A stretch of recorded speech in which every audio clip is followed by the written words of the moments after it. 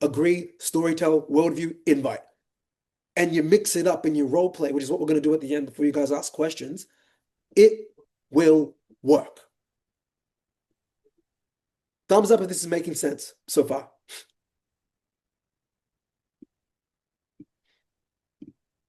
I love it. Cool. All right. So where's places you can use this? Job interviews is huge. As someone who has approximately 100 staff across 7 countries, a lot of people approach job interviews in an archaic way. Oh, I'm going to go on ChatGPT, and ChatGPT is going to say, ask the employer, what are you looking like? We get it. Like, we get it. You used Claude or ChatGPT before the interview, right? But if you storytell in an interview, guys, I'm like, this person gets it. This person understands influence.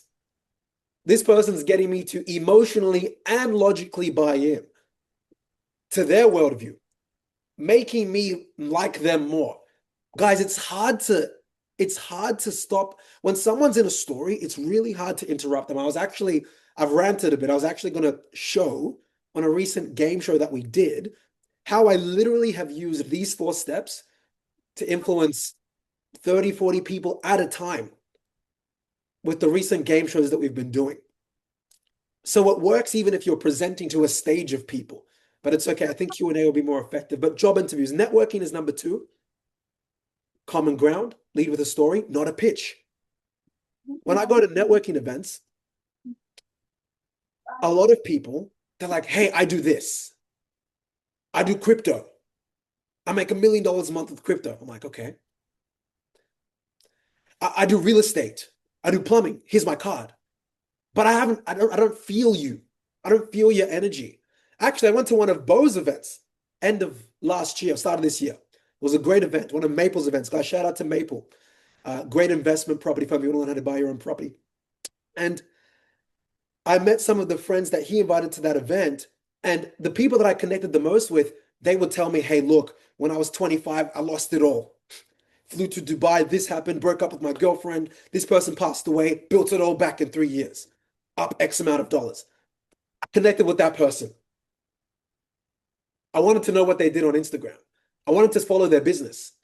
Storytelling. It works the same with networks. Presentations.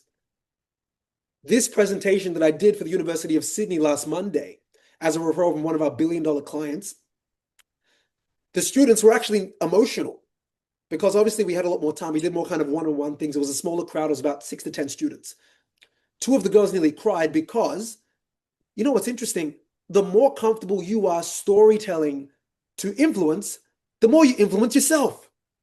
Because you realize inconsistencies between the things and the expectations you have on people because you're not living up to them. What do I mean by that? Let me be clearer.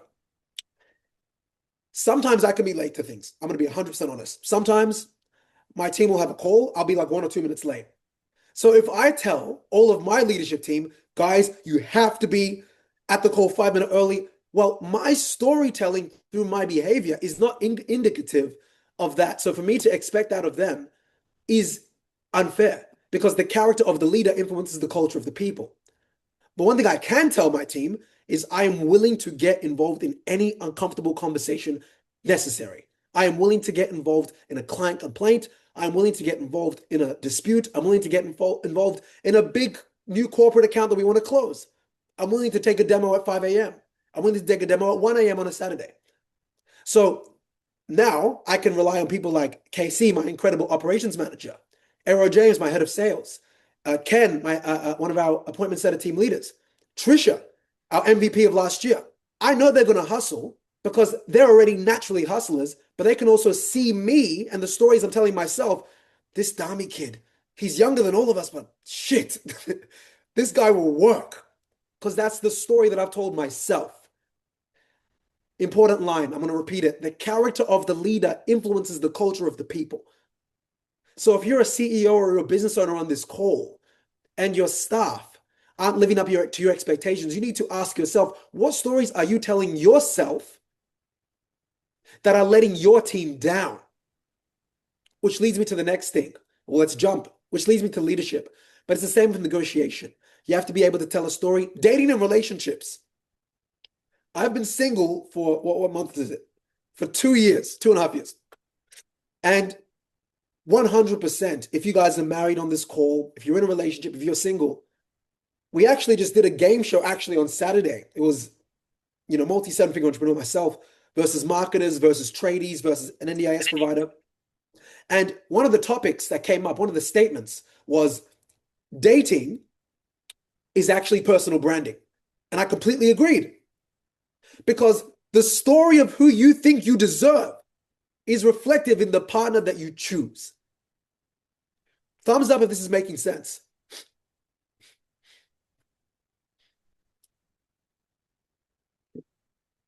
Or just say, I agree. Okay, there we go. We got a thumbs up from Albin. I agree. Shout out to Saya. Cool. Cool. So everything is the story that you tell yourself. If you tell yourself, hey, I am undeserving of X caliber of individual, well, that means you think you're undeserving of X caliber of individual, right? Storytelling, starting a business. All of you on this call have told yourself a story of, I have the ability to bring something in here into the reality. And I'm a Christian. That's a gift from God, right? Because a lot of people tell their story to themselves, I cannot do this. Starting a business is too hard. 4% of Australian businesses make over $1 million a year. Revenue, not profit. Revenue. But you guys told yourself the right story. Leadership, we've touched on leadership. But I promise you guys, storytelling, if you look at a Patrick Bet-David, if you look at even a Warren Buffett, watch their long form interviews. These guys just storytell. Like clockwork. Storytell. Right? Even look at world leaders, bad and good. Obama, Hitler. Hate them or love them. Storytellers. Building friendships is the same thing. It's funny. Humans, people think they bond. If you look at statistics, or you look at Dr. David Buss, one of the most renowned evolutionary psychologists. I love his work. He's the mentor for people like Ty Lopez and Jordan Peterson. And humans bond not over only common interest, but common enemies. But a common enemy doesn't have to mean just a person. It can mean a common distaste towards something. So if I have a story about how I overcame a certain adversity, I was born in Fiji in 1999. I'm a young black man in Australia, used to play basketball in America. XYZ happened, built a business from scratch. No handouts, off cold calling. Been able to grow a team to 100 people. Very blessed to have an incredible organization with people more skilled than me. Anyone that can relate to any segment of that story will create some sort of connection to me. Whether it's the immigrant, whether it's the entrepreneur, whether it's the hustler. And that was just in like 2 sentences. So it works the same for building friendships. Okay, so I'm going to leave it there.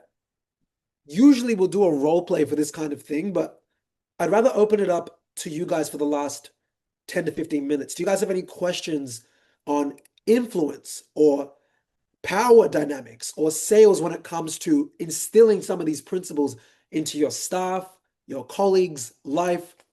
The floor is open to you guys.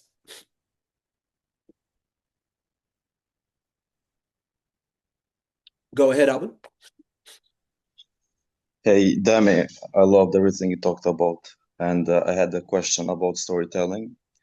Sure. What separates a story that entertains from a story that actually changed someone's beliefs? Oh, so was the question, what was an example of a story that actually changed someone's beliefs? Yes. Absolutely. Would you like a life example or a sales example? I've got multiple. Whatever you think could work, we can understand it all, I think. Absolutely. Let me just think of a recent deal that we closed. A very common one that we get every day is around pricing, right? So we just signed up on Friday. On Friday, I think we closed 4 or 5 clients in a day, right? The common pushback from one of the, let's just say, healthcare businesses without disclosing the name, where they were saying, you know what, we've tried 5 to 10 other people that don't do all of what you do, but do some of the marketing thing. Some of it worked, some of it didn't. We just don't want to lose money again. And we said, absolutely, fair enough. By the way, you shouldn't want to lose money. We are going to spend this month over 150K in salaries this month. I hate losing money, right? So you shouldn't want to lose money. By the way, how long have you been at 10 clients for? Like 6 months. Got it. Has that been painful? Yeah, it's been pretty painful. Yeah. Okay. What's been the painful thing about it? Is it that your support workers still need to get paid on time every month? And you need to be able to afford your family, but also the NDIS is doing all these audits. Yeah, it's super stressful, and they're doing all these changes, and there's budget cuts. And I want to do my SIL property, but we're losing money. Got it. Okay. So would it be financially feasible to keep sticking at 10 clients for the next 6 months? No, it wouldn't. Okay. I mean, so is it okay if I'm frank with you? Yeah, it's okay. Cool. It sounds like you don't have a choice but to do something different. Now, by the way, that might not mean us. That might mean someone from the past. That might mean someone from another Google search. That might mean a referral. But all I can tell you, and I think we agree, are we aligned? So if you don't do something different, you're going to keep losing money. But if you try something different and it works, at least there's a new pattern that we can build off. Do you think that's a fair point? Okay, cool. Well, look, what we can do, if you sign up today, we'll chuck in, social media, Facebook and Instagram at a discounted rate, and you can pay up front for 4 months, and we'll shave off 15 or 20%. Do you think that's something that would be more feasible for your business? Is that from a financial perspective, in brackets logical, but also from a sustainability perspective, so you can actually get to your target? Do you think that makes sense? And he signed up. And I think we did that to 2 of the 4 that signed up on Friday because they attended the group webinar. Hope that answers your question, Alvin. It did. Thank you very much. You're welcome. Hey, Dami, I have Any a other question questions? for you. Just a quick Yep. one. This is something really interesting for me. You mentioned about emotions versus logic. So my question is, can you think like a purchase? Can you think of a purchase or decision where emotions played a bigger role rather than facts? Yeah, so a general purchase or industry I would expand it to, where people buy emotionally, is everything luxury. Nearly everything luxury. And I'll tell you why. So I'm going to be very transparent with you guys. And this is the first time some of my staff are hearing this. So this is going to be, I wouldn't say awkward because I know I'm quite transparent, but it'll be a bit funny. I have not changed my Mazda, my beat up Mazda, since I was 19 and I'm 27 in October. But my internal goal is that once we do our first 7-figure month in revenue, which is hopefully this year or early next year or in a few months, then I'll buy a luxury car. Purely emotional. Because my Mazda gets me to the gym. I mean, we just moved to South Yarra. It gets me to, if I need to drive somewhere, I'm pretty much at home working 6-7 days a week. I'm on Chapel Street near it now. So if I want to go out, I don't need a luxury car, but it's an emotional, it's an emblem and a reward that is associated with the status of achievement. So an emotional thing is luxury items. If you get a luxury bag, a luxury car, you don't need that thing, but it gives you the feeling of status. It gives me the feeling of I have a scarce thing, perceived, because really it's a lot cheaper to deliver these goods, but I have the perceived identity of being able to get something that someone else doesn't have. So most of luxury goods are emotionally led decisions and not logical ones. Yeah, I do agree. Cool. Thanks, Dami. Pleasure. We've got Johnson, Peter, Saya, Bo, Josh, Ali. Do you guys have any final questions for the last 8 to 10 minutes?